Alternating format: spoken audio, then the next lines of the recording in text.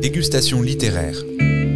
La série littérature de Chandail et Chignon. Le podcast des médiathèques de Saint-Médard-en-Jalles. Dans cet épisode, l'écrivaine et journaliste Slađana Nina Perković évoque son livre Dans le fossé, paru cette année 2024 aux éditions Zulma, avec l'écrivain et scénariste de bande dessinée Christophe Dabić.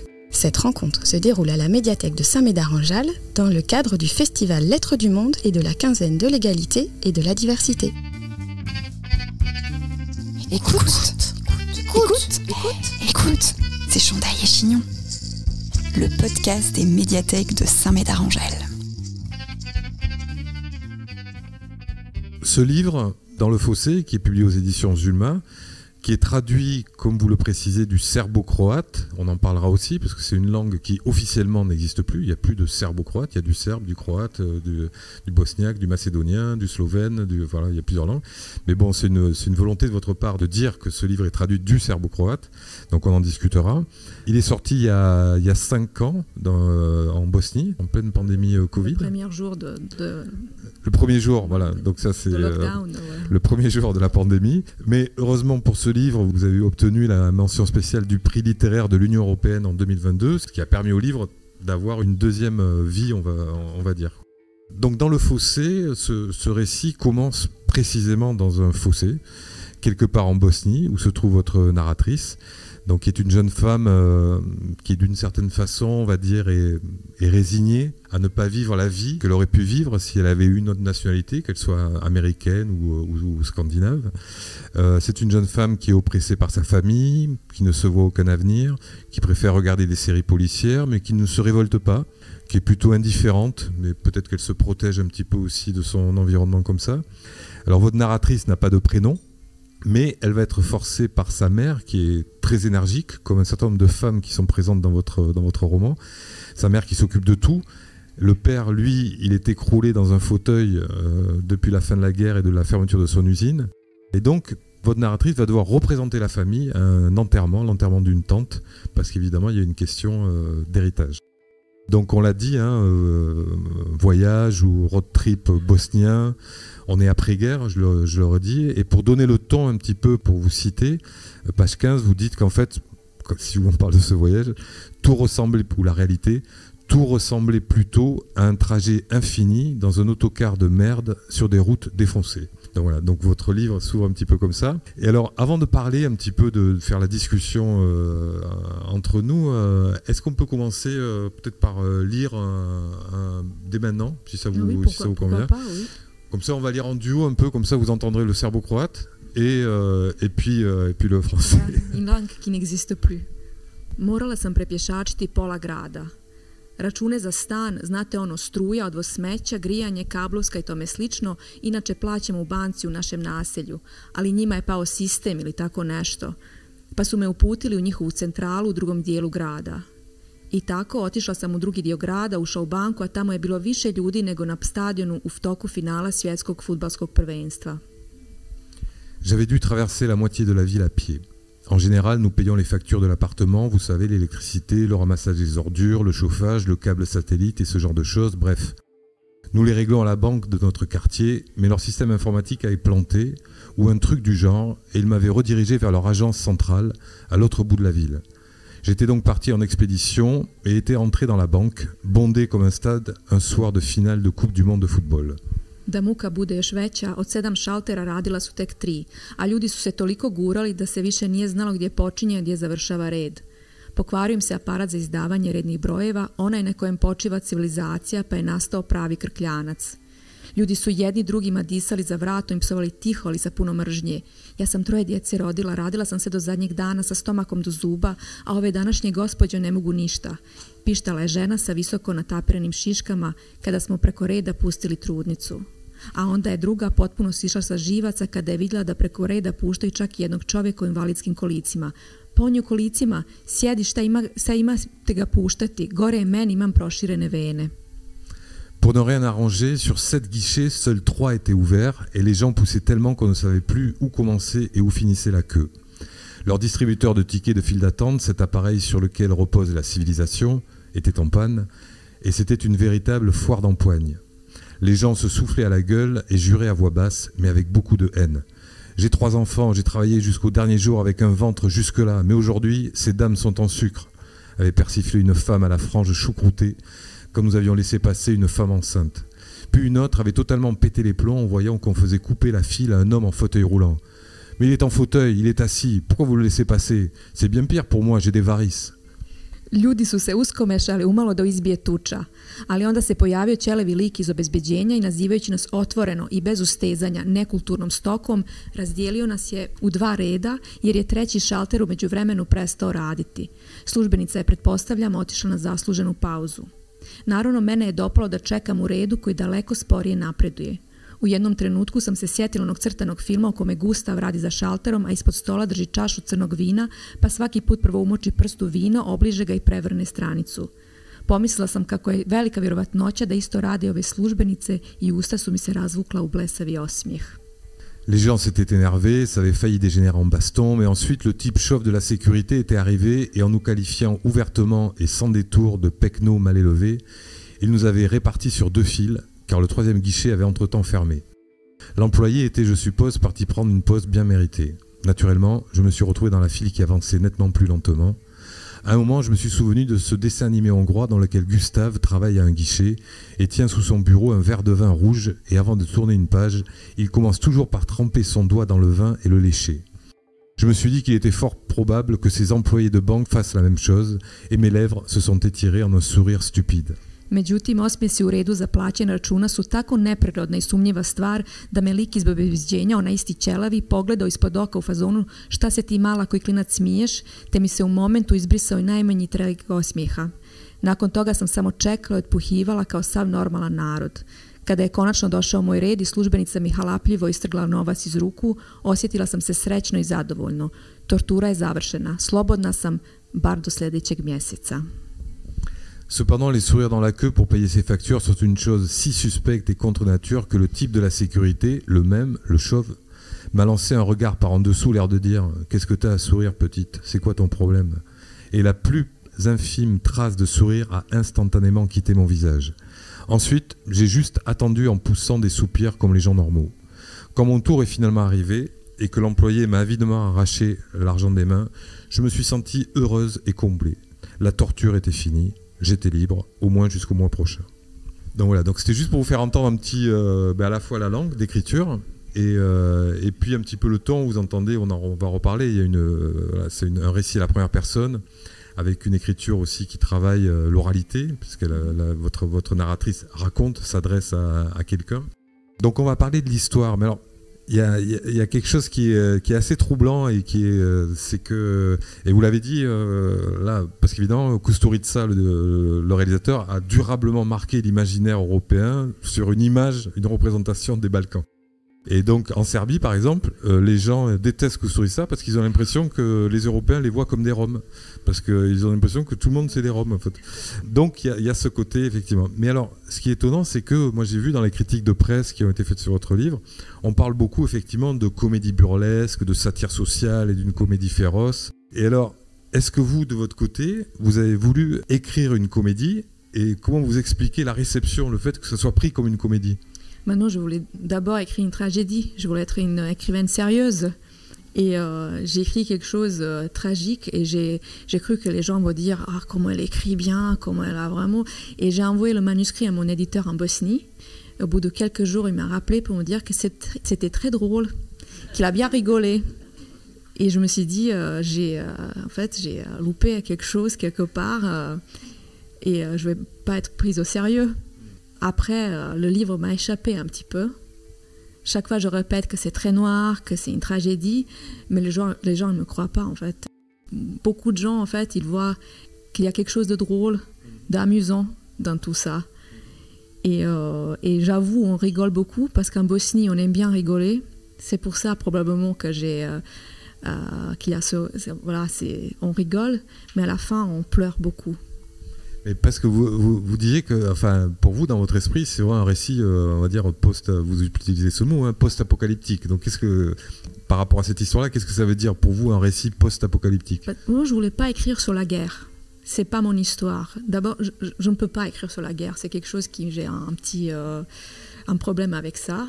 Et d'ailleurs, il y a beaucoup d'écrivains qui ont écrit en fait sur la guerre. Moi, je ne suis pas prête d'écrire ce qui s'est passé avec ma famille, peut-être un jour, mais pour l'instant, je me suis dit, je vais écrire sur les choses qui sont arrivées après. Tout le monde a parlé de la Bosnie pendant la guerre, les médias, c'était très à la mode, je peux dire. Et une fois la guerre terminée, on a tout coupé, il n'y a plus de caméras, il n'y a plus rien, on ne parle plus de nous, comme tout va bien maintenant, la guerre est finie, donc la vie entre en ordre, et ce qui n'est pas le cas.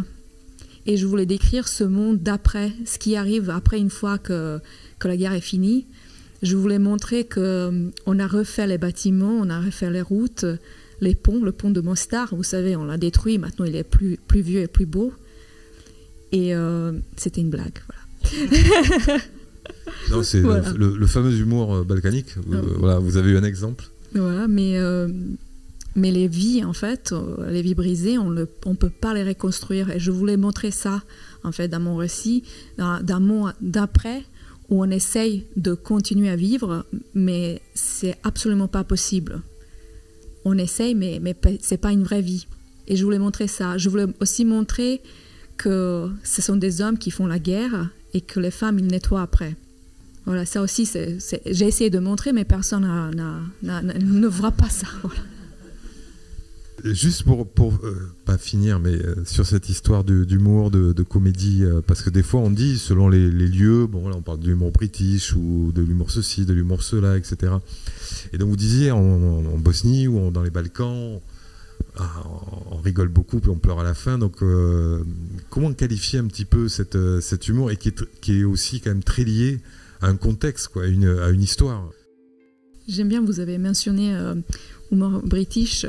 Et c'est exactement, on aime bien les séries anglaises qui ont, je pense, jamais passé en France, qui n'ont pas de... Je pense qu'en France, mais il y a une série qui se passe en banlieue de Londres, qu'on voit deux frères et des magouilles, comment ils vont survivre et tout. Et nous, cette série, elle est adorée. Elle est tellement adorée partout dans l'ex-Yougoslavie, parce que nous, on voit nous-mêmes dans tous ces magouilles, parce que c'est nous, en fait. Et les acteurs de cette série, ils étaient étonnés de venir, sont venus une fois à Belgrade, ils étaient accueillis comme des rois. Et les gens applaudissaient dans la rue. Only Fools and Horses. Bon, vous ne connaissez pas en fait, je suppose que c'était Only Fools and Horses. Bah voilà, il y a aussi Allo Allo qui se passe en France. Je pense que ça n'a jamais passé à la télé française, parce que ça se passe pendant la Deuxième Guerre mondiale en France. Les Français sont un petit peu ridiculisés, donc je pense aussi qu'ils n'ont pas aimé ça. Non, ça, il ne faut pas, ça. Donc, mais ce n'est pas nous, ce sont des Anglais. Ah bon, bah, voilà. Ah, mais les Anglais, voilà, donc, on a un rapport compliqué aux Anglais. Nous, on utilise beaucoup, en fait, et je me suis rendu compte, l'humour en Bosnie, il est très noir, mais on l'utilise beaucoup, on plaisante beaucoup de nous-mêmes, surtout, pas des Français, ça, ne vous inquiétez pas. De nous-mêmes beaucoup, parce que c'est aussi, j'ai réfléchi beaucoup sur ça, en fait, c'est notre façon de surmonter en fait une vie qui n'est pas facile. Et ça date pas d'hier, on parle de la guerre, mais il faut savoir que la Deuxième Guerre mondiale, c'était aussi dévastatrice, en fait, tout ce qui s'est passé en Bosnie. On a oublié ça, mais on ne s'est même pas remis, en fait, de la Deuxième Guerre mondiale. Il y avait une nouvelle guerre, et tout ça, on fait des blagues, comme ce fameux blague sur le pont de Mostar, un magnifique pont qu'on a détruit comme ça, en une journée. Et on l'a fait parce qu'il était vieux et on voulait reconstruire. Mais parce qu'il y a aussi, peut-être vous aussi, quand vous parlez de votre, justement, le fait que vous vous sentez pas prête, vous n'avez pas envie là maintenant d'écrire sur la guerre. Je pense qu'on sent ça aussi dans votre récit, c'est qu'il y a quelque chose qui est marquant, peut-être aussi dans une littérature des Balkans ou d'Europe centrale, c'est-à-dire le refus du pathos, quoi. Enfin, de ne pas tomber dans ce fameux pathos et de pas en faire des... Surtout, je ne voulais pas écrire un roman où on tombe dans le pathos vite fait et où imaginez un roman où on pleure, où c'est triste. En fait, moi, je n'ai pas envie d'écrire ou de lire un roman comme ça. Et souvent, en ex-Yougoslavie, des films aussi, ils sont très drôles. Il y a toujours ce côté humour noir et qu'on ne retrouve pas juste dans les livres, mais aussi dans les films. Et alors, dans votre récit, bon, on comprend, parce qu'il y a un pop orthodoxe, donc on comprend qu'on est plutôt, parce que vous nommez pas les lieux précisément, on ne sait pas quel village, quel endroit et tout ça, on comprend qu'on est plutôt du côté serbe de la Bosnie, d'un territoire en tout cas.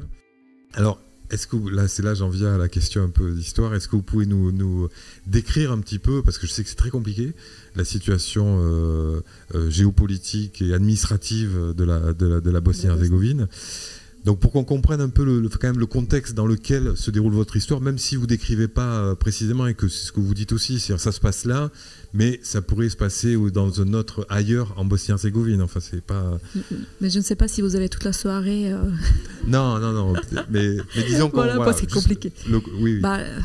La Bosnie d'aujourd'hui, ce qui les gens... Et en fait, on ne parle pas de ça, en fait. C'est un pays divisé, donc vous avez une fédération avec les Croates et les musulmans. Vous avez une république serbe. Vous avez un district comme DC Washington. Voilà, c'est une ville complètement à part. Et la fédération de la Bosnie-Herzégovine, elle est partagée par 10 cantons, comme en Suisse. Okay. Sauf qu'on n'est pas riche. Voilà. Mais sinon, tout est pareil. Donc on a 14 gouvernements. Donc tout le monde travaille pour un gouvernement, finalement. On ne sait plus, en fait, la République serbe, elle a sa propre police, le justice, mais après... Et on sait très bien, en fait, la République serbe fait partie de la Bosnie, mais en même temps, on dirait que c'est un État, en fait, dans un État. En fait, c'est compliqué. Il faut comprendre qu'on parle d'un pays qui fait 4 millions d'habitants, au final. Ce qui est encore pire, c'est que les écoles, notamment en fédération, elles sont divisées. Donc le matin, vous avez les enfants croates qui vont à l'école, et l'après-midi, ce sont des enfants bosniaques, musulmans, parce qu'ils ne vont pas apprendre la même... c'est pas la même langue, ils disent, c'est pas la même histoire. Donc même les enfants sont divisés, et c'est ça le pire. Petite précision, quand on dit musulman, dans le cas de la Bosnie-Herzégovine, c'est musulman avec un M majuscule, donc comme nationalité en fait. Ça c'est un héritage du temps de la Yougoslavie de Tito, c'était quelque chose de bizarre, mais c'est une nationalité en fait. Oui, parce que si j'ai dit bosniaque, les gens en France, je sais qu'ils mélangent, c'est bosnien, bosniaque, donc pour ça je précise des musulmans. Bien sûr. Oui. Donc un contexte qui est un petit peu complexe, mais parce que ce qui est et c'est peut-être là votre manière dans le récit en fait d'inclure et la guerre et l'après-guerre, c'est que ce sont de multiples petites touches qui apparaissent dans le récit et qui racontent ça en fait. C'est-à-dire que vous n'avez pas de long développement sur ceci, sur ce tel aspect, etc. Mais par petites touches en permanence. Donc on a quand même le sentiment à la lecture que d'une certaine manière, la guerre est toujours là en fait. Elle est toujours présente. La guerre n'est pas finie. Chez nous, dans nos têtes déjà, la guerre n'est pas finie. Ça fait 30 ans qu'il est fini, mais nous, on n'est pas encore... Les criminels de guerre sont déjà sortis, en fait, ils ont purgé leur peine. Et nous, dans nos têtes, on est... 30 ans après, on est toujours dans cette guerre. On discute qui a commencé, pourquoi et qui est coupable. Oui, parce qu'on le voit, il y a des moments où, par exemple, alors c'est vrai qu'il faut être un petit peu, connaître cette réalité-là pour dire il y a tel prisonnier de la Haye qui a été condamné et qui revient, il est accueilli à bras ouverts par la population, tout ça, etc. Voilà. Avec donc, un hélicoptère. Voilà, donc il faut comprendre un peu ce contexte-là. Encore une dernière question un petit peu sur... mais là, cette fois sur la langue, parce que c'est un petit peu dans la suite, mais vous le disiez, je l'ai dit, ce livre a été traduit par Chloé Billion, du serbo-croate, donc comme c'est indiqué dans le livre. Et il y a d'autres écrivains dans le territoire ex-yougoslave, dans les différentes républiques, qui revendiquent justement le fait d'écrire dans une langue commune. Et c'est la même langue en fait. Et donc ils ont signé un appel que vous n'avez pas signé, mais vous êtes dans l'esprit de cet appel, justement pour dire qu'on travaille dans la même langue. Donc pour vous, c'était aussi important. C'est quand même curieux de se dire qu'on traduit. C'est une question politique, surtout, dire que j'écris en serbo-croate, parce que nous, on a fait une guerre pour prouver que c'est pas la même langue. Et donc, ce qui est étonnant, mon livre qui sort en Bosnie, en Serbie, en Croatie, il n'est pas traduit Il a un différent éditeur, mais le texte, il n'est pas touché. C'est le même texte. Avec la même traduction. Enfin, non, pas traduction, du coup, c'est votre langue. Donc, c'est juste la couverture qui change et l'éditeur. Parce que c'est un autre pays, donc on est obligé de passer par un autre éditeur, mais le texte ne change pas. Et on essaye tellement de prouver qu'on ne parle pas la même langue, on invente les mots maintenant. On a même un concours, les Croates, ils ont un concours chaque année pour changer des mots qui sont d'origine étrangère, pour prouver, en fait, pour créer une autre langue, pour se dissocier. En fait, donc ça veut dire que c'est quand on disait que la guerre était toujours présente, là, c'est la logique nationaliste qui a causé la guerre, qui se poursuit d'une autre manière. Nous avons des mêmes politiciens, ça fait 30 ans qu'ils sont là. Et pas la même politique, mais les mêmes gens, les mêmes têtes, ça fait 30 ans qu'ils sont là. Et c'est pour ça aussi que ça ne change pas, malheureusement. Mais moi, j'ai vraiment, Zulma, mon éditeur en France, il m'a demandé, on va le traduire à partir de quelle langue? Et moi, j'ai demandé serbo-croate. Eux, ils étaient étonnés. Ils se sont dit, la langue n'existe pas. Et j'ai dit, mais oui, je viens d'un pays qui n'existe pas. Et j'écris sur... Voilà. Donc, je suis comme un licorne. Dégustation littéraire, la série littérature de Chandaille et Chignon.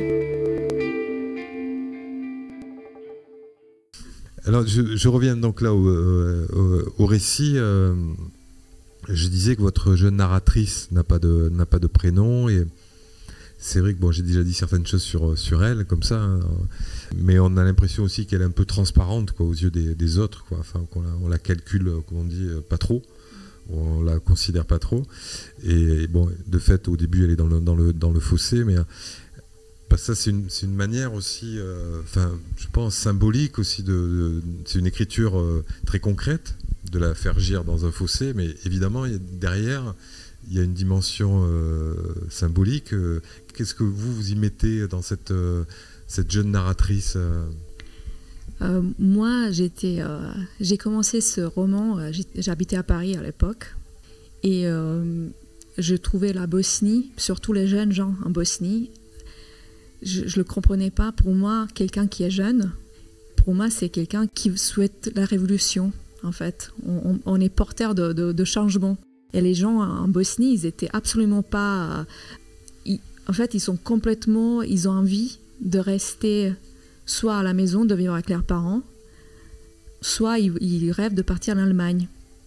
Mais ils ne rêvent pas de changer ni le monde, même on sait qu'on ne peut pas changer, mais au moins de rêver, ils ne rêvent même pas.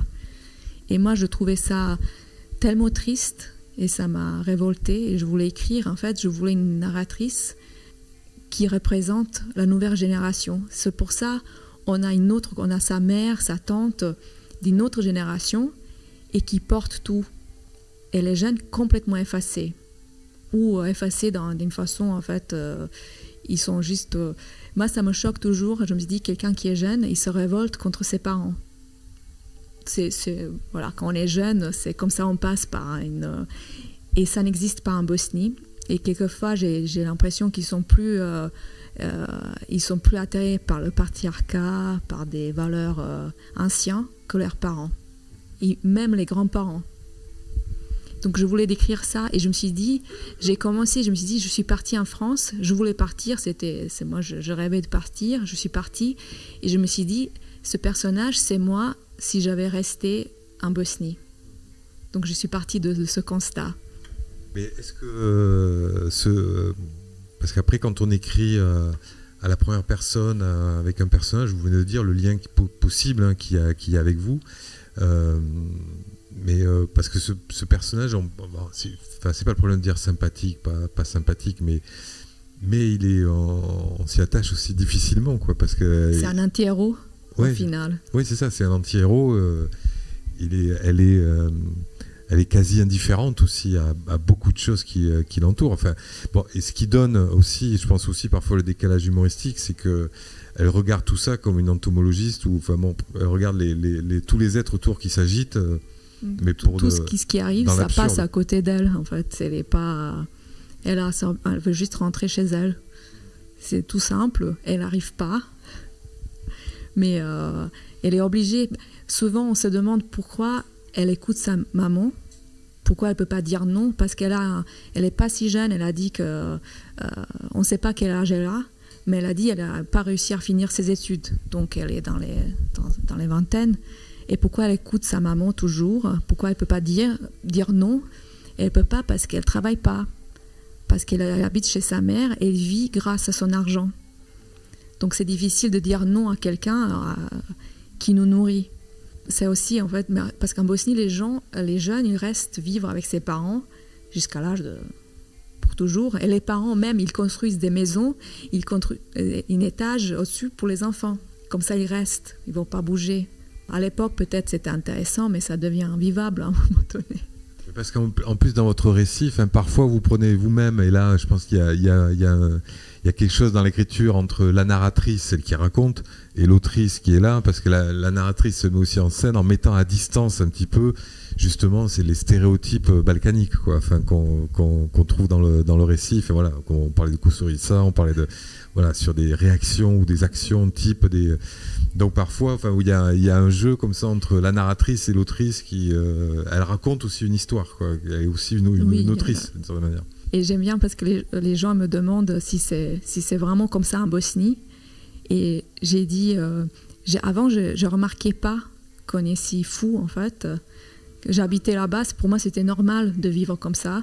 Et une fois à Paris, je me suis aperçue que c'est complètement démesuré ce qu'on vit. Mais je l'aime bien en fait. Moi je suis retournée en fait au Bercail et c'est vraiment, j'aime bien ce genre de vie. On vit pleinement. J'ai jamais retrouvé ça à Paris. En Bosnie, on ne sait jamais si demain, si quelque chose ne peut tomber sur la tête. Un toit à Serbie, ce qui s'est passé il y a 14 jours, il y avait un toit de gare ferroviaire qui a tombé sur la tête des gens, tué 14 personnes. Donc on ne sait jamais ce qui peut nous arriver. Donc on vit vraiment pleinement. Et j'aime bien ça. Malgré tout ce que j'ai écrit, j'adore la Bosnie. J'adore le peuple bosnien, que je les adore. Entre votre récit, parce que c'est les trois quarts du récit, donc c'est l'enterrement en fait. Donc là, visiblement, un enterrement en Bosnie, c'est quelque chose de central, quoi, où il se passe beaucoup de choses en fait. Parce que les gens ils meurent beaucoup plus qu'ils se marient, tout ça. Donc pour ça, il y a beaucoup plus d'enterrements que de mariages. Et j'ai expliqué ça aussi. Un enterrement, c'est on va voir les cousins, les cousines, les amis. C'est un moment. On dit, on va pas pour la personne qui est morte, on va pour voir des gens, pour les vivants. Et après l'enterrement, on va manger. Il y a un déjeuner. En fait, c'est très convivial. Donc on aime bien en fait les enterrements. Et en France, j'ai habité pendant 10 ans à Paris et j'étais jamais invitée à un enterrement. Comme si les gens ils meurent pas. Vous êtes tombé à une mauvaise époque, à une mauvaise période. Parce que dans les Balkans, il y a toujours en fait des enterrements. Mes parents, ils vont toujours aux enterrements de quelqu'un, d'une cousine ou d'un voisin ou de sœurs de voisins qui n'ont jamais connu, mais ils vont pour voir la voisine, pour être là pour elle. En fait, c'est très... Mais enfin, en France, dans un contexte à la campagne, un contexte rural, enfin, ça existe beaucoup. Ça existe, à Paris, oui, mais à Paris, par exemple, à Paris, les gens c'est plus compliqué. Mais à Paris, c'est compliqué. Voilà, mais en tout cas, c'est là que se déploie toute votre action.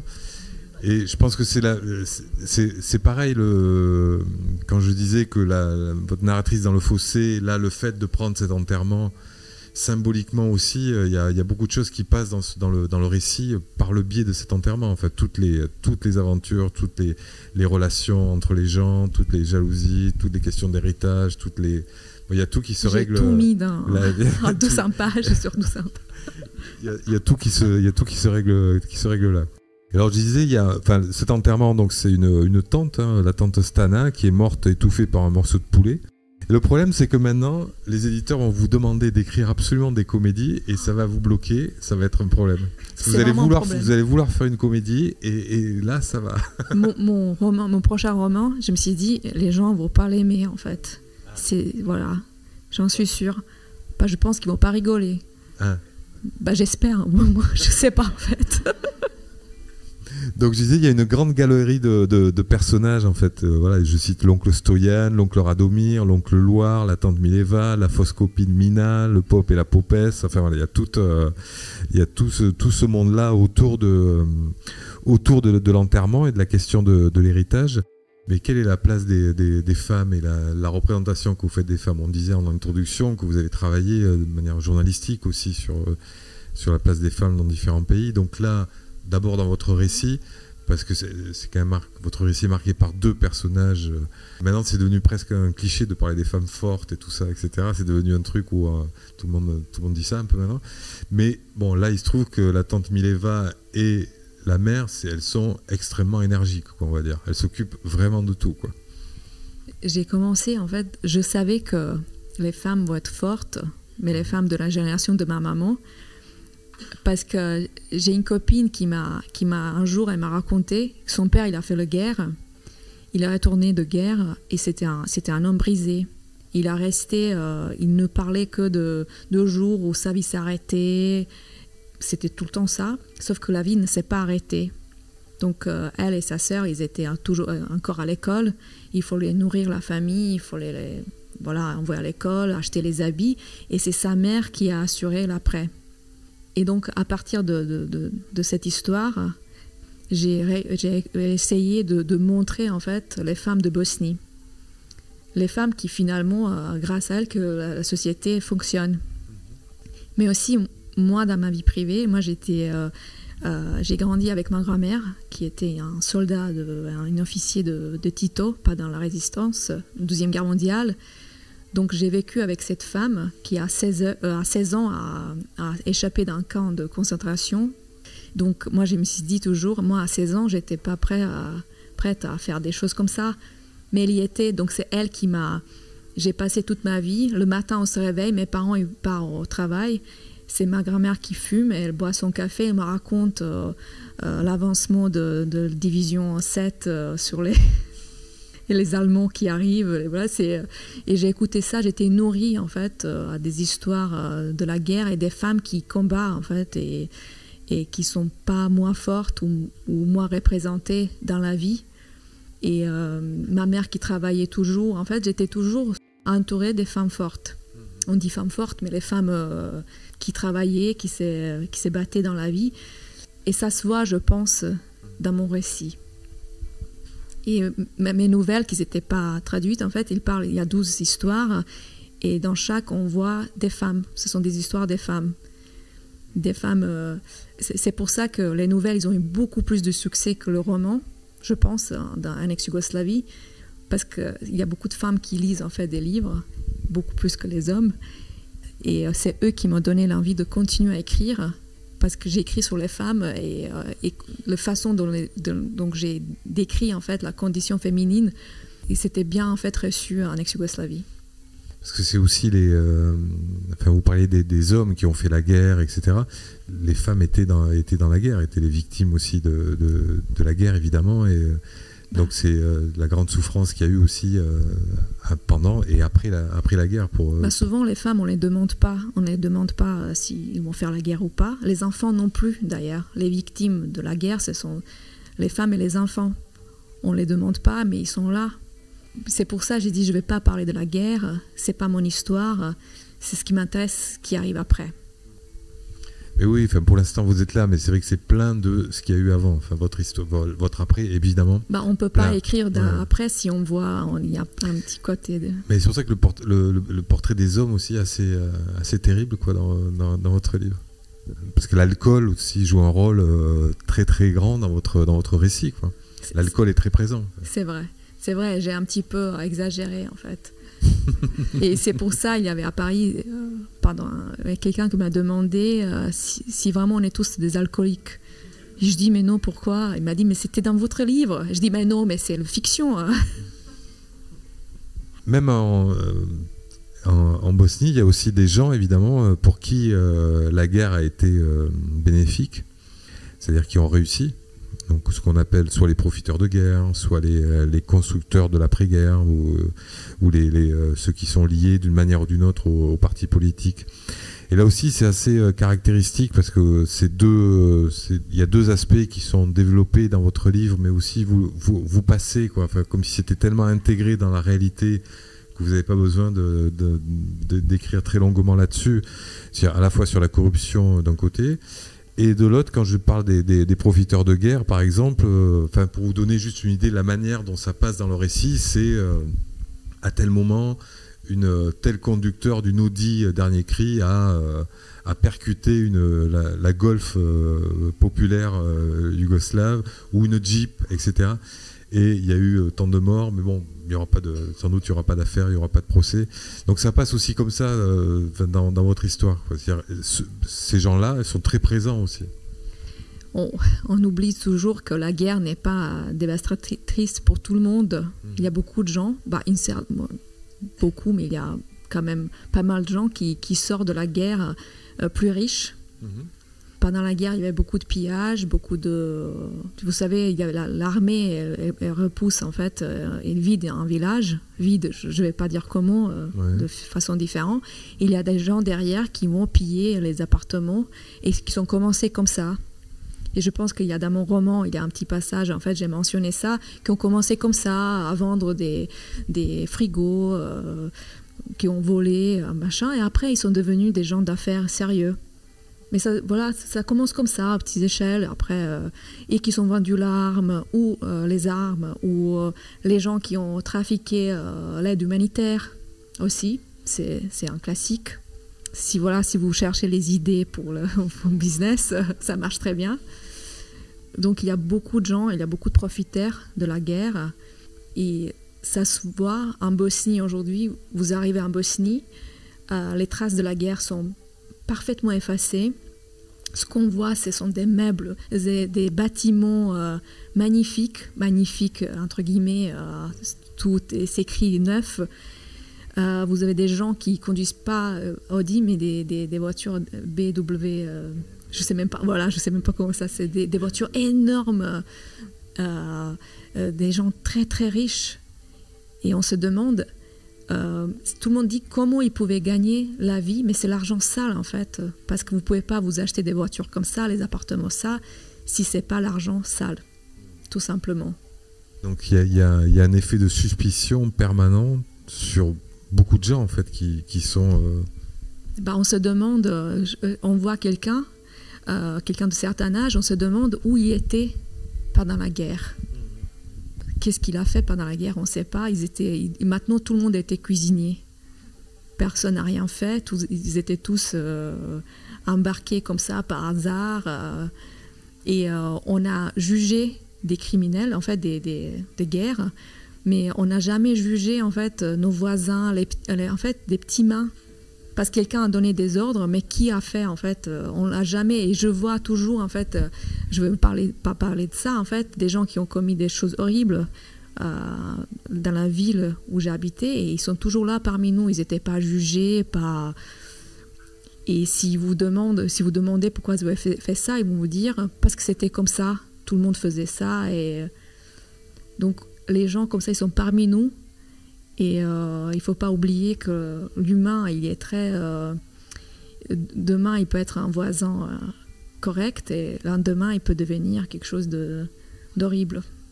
Il y a une jeune fille aussi, Mina. Mimi. Mimi, oh pardon, pas Mina. Mimi, qui elle est très adaptée. Enfin, c'est aussi elle est dans le milieu dont vous parlez. Elle sait exactement comment les choses marchent. C'est une gagnante. Elle veut héritage, son part d'héritage. Elle sait exactement où elle va, ce qu'elle veut en fait. C'est vraiment, elle représente la Bosnie d'aujourd'hui, la partie de la Bosnie qui est là, qui n'a rien contre pour vendre la terre, pour vendre la maison de famille. Pour gaspiller tout ça en fait, juste pour avoir un petit quelque chose, une voiture ou une maison ou les meubles Ikea. Vous savez, quand je parle gaspiller et vendre l'héritage familial, c'est pas pour grand chose, c'est vraiment pour des choses banales.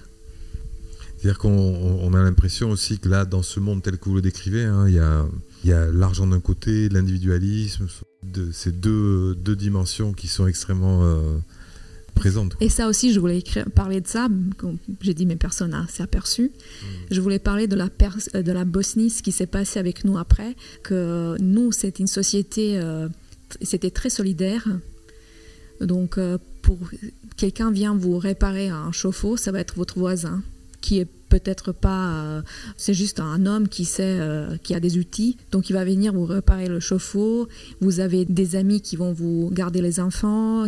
On était très... En fait, on a vécu la famille important, mais aussi les voisins. Et on a vécu comme ça. Et ça a complètement disparu. Peut-être pas complètement, mais c'est vraiment... il n'y a plus de solidarité.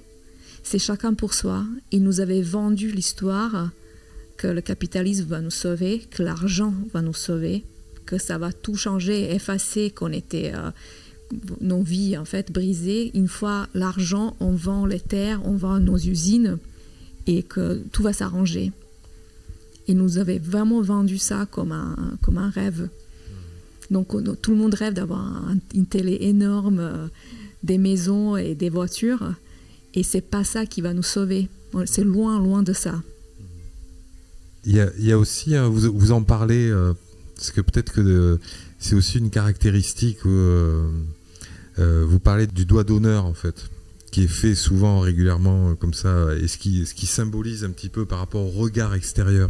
Et vous divisez ce regard extérieur, qu'il soit européen ou américain ou autre, enfin bon là, qui s'est intéressé au pays quand c'était sanglant, voilà, c'est la guerre, et qui après ne s'intéresse plus. Mais il y a cette histoire de doigt d'honneur qui est un mélange de fatalisme et de dire laissez-nous... Laissez-nous, ça fait 30 ans qu'il nous promet qu'on va faire partie de l'Union européenne. Et on fait une blague, le jour où la Bosnie entre en Union européenne, elle va cesser d'exister. L'Union européenne, pas nous, oui, voilà. Donc on croit plus en fait à notre avenir européen. On a le droit en fait parce qu'au bout de 30 ans on comprend que ça va jamais arriver. Et nous on est vraiment mis à part. On n'est pas juste après la guerre il y avait beaucoup d'aide. Ils nous avaient envoyé de l'argent et c'est toujours le cas. Mais comme j'ai dit c'est pas ça qu'on a besoin. Et maintenant l'Union européenne s'inquiète parce qu'il y a des Russes, il y a de l'influence russe, l'influence chinoise. Mais voilà, c'est ce qui arrive quand vous délaissez quelqu'un comme ça au bout de 30 ans, on s'est retourné vers d'autres horizons. Dans votre récit, il y a aussi, quand vous parlez de liberté, là, ça me fait penser, c'est qu'il y a parfois on glisse un peu vers une sorte de récit quasi fantastique, vous jouez un peu avec pas tous les registres, mais avec certains registres en tout cas, selon les moments du roman, quoi. Et je veux dire que tout ce qui se passe dans mon récit, en fait, c'est la vérité. J'ai pas inventé, parce que ça, on n'invente pas. Et je peux dire que j'avais une liberté absolue pour écrire. En fait, j'ai décrit un petit peu ma famille, mais ma famille ne lit pas, en fait, mes livres. Ils ne s'intéressent absolument pas à ce que je fais. Donc, c'est excellent, en fait, pour un écrivain. Vous pouvez écrire n'importe quoi et vous savez que personne ne va le lire. Parce qu'on dit souvent que c'est une malédiction d'avoir un écrivain dans la famille. Oui, voilà, mais eux, ils s'intéressent vraiment pas. J'ai un ami écrivain qui écrit aussi sur sa famille, mais malheureusement aujourd'hui, en fait, il y avait une youtubeuse qui a repris son livre, qui a parlé beaucoup de sa livre et ce qui se passe dans le livre, et sa famille, elle a vu en fait sur Internet, et ils sont vraiment fâchés contre lui. Peut-être arrêter là, donc vous voulez ajouter quelque chose à votre défense. À votre défense. Donc c'est une tragédie, n'oubliez pas. Non, parce qu'on va faire une nouvelle rencontre demain, donc demain il faut absolument que je dise que c'est une tragédie. C'est une tragédie. Voilà. Bon, mais merci beaucoup à vous d'être venus, et puis merci à vous. Merci à vous tous.